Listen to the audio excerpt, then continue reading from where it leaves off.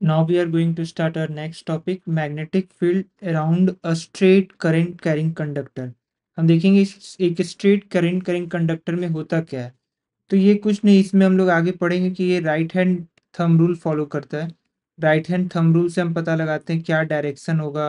ये सारा चीज़ हम लोग आगे पढ़ेंगे। इसमें बेसिकली ये होता है कि एक करंट कैरिंग कंडक्टर से करंट पास हो रहा होता है, तो हम पता लगाते हैं मैग्नेटिक फील्ड का डायरेक्शन क्या होगा। जिस तरीके से यहाँ पे एंटी क्लॉकवाइज है, ये चीज हमें इसमें देखना होता है। यहाँ पे हम लोग सेम कॉन्सेप्ट देख रहे हैं। करंट रेड डायरेक्शन में दिखा रहा है, करंट ऊपर जा रहा है, तो उसका मैग्नेटिक फील्ड का डायरेक्शन क्या हो रहा है, एंटी क्लॉकवाइज। इस तरीके से मूव कर रहा है। करंट का डायरेक्शन मैं स्विच करता हूँ, तो अब देखो ये क्लॉकवाइज मूव कर रहा है। अब करंट का डायरेक्शन नीचे डाउनवर्ड जा रहा है और मैग्नेटिक फील्ड क्या है, क्लॉकवाइज हो रहा है। इसी को हम बोलते हैं राइट हैंड रूल। अब यहाँ पे राइट हैंड रूल ये रहा। थंब जो होता है, थंब हमारा डिनोट करता है इस चीज को। जो हमारा थंब होता है, जो हमारा थंब है, वो करंट के डायरेक्शन को शो करता है। ये करंट बताता है, करंट। और जो हमारा फिंगर्स होता है, वो हमारा सारा बताता है कि आपका क्या होगा।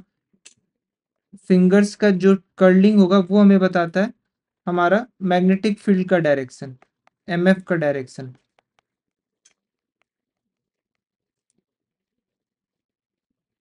यही हम लोग पढ़ते हैं राइट हैंड थंब रूल में। यही होता है right hand thumb rule, right hand thumb rule.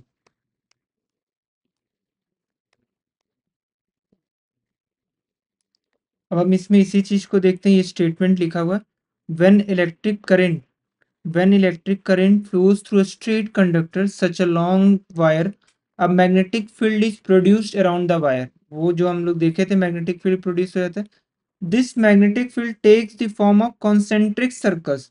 वो इस तरीके से सर्कल्स में बन जाता है। कॉन्सेंट्रिक मतलब होता है वैसे सर्कल जिसका सेंटर सेम हो, वैसे डिफर करते हो, रेडियस वाइज डिफर करते हो। कॉन्सेंट्रिक सर्कल्स बन जाते हैं with the wire running through the centre of the circle. और इस सेंटर से उसका वायर, वायर मतलब current running. The magnetic field is strongest near the conductor and weakens as you move away from it. इसमें क्या होता है, जितना हम दूर चले जाते हैं इस वायर से, इस डिस्टेंस पे आपका इफेक्ट कम होगा इन कंपैरिजन टू इस डिस्टेंस पे। ये D2 है।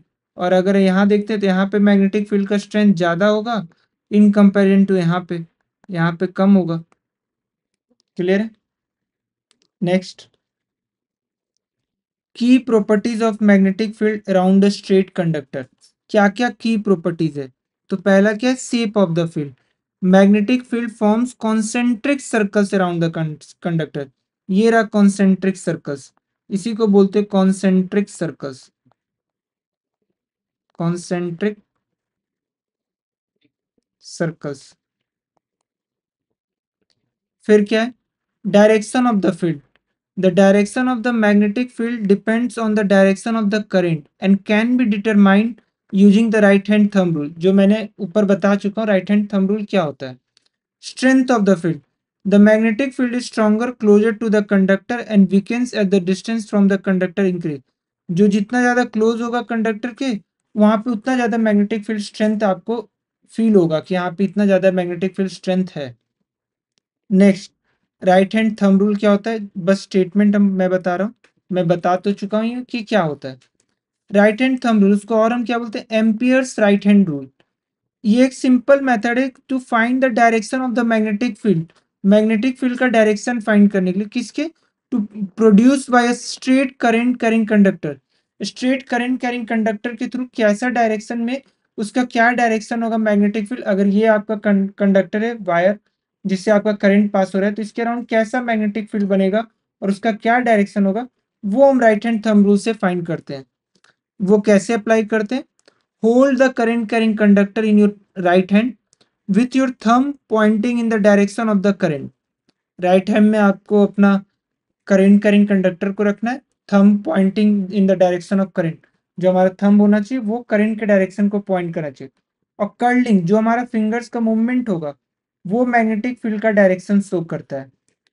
वही मैग्नेटिक फील्ड का डायरेक्शन अगर मैं दिखाऊं, ये देखो, अब मैं करंट स्विच कर दिया, थंब करंट का डायरेक्शन ऊपर हो गया। अगर मैं राइट हैंड दिखाऊं, अब मैं राइट हैंड रूल लगा रहा हूँ, करंट का डायरेक्शन ऊपर और कर्लिंग, तो ये एंटी क्लॉकवाइज हो रहा है। अब देखते हैं factors affecting the strength of magnetic field. दो ही फैक्टर इफेक्ट करता है, करंट और distance from the conductor.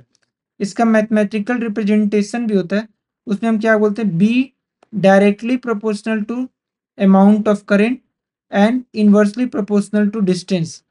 Current बढ़ाने से क्या होगा, मैग्नेटिक फील्ड बढ़ जाएगा, उसका स्ट्रेंथ बढ़ जाएगा।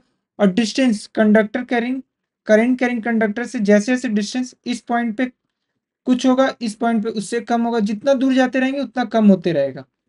तो ये फॉर्मूला हमें ध्यान में रखना है।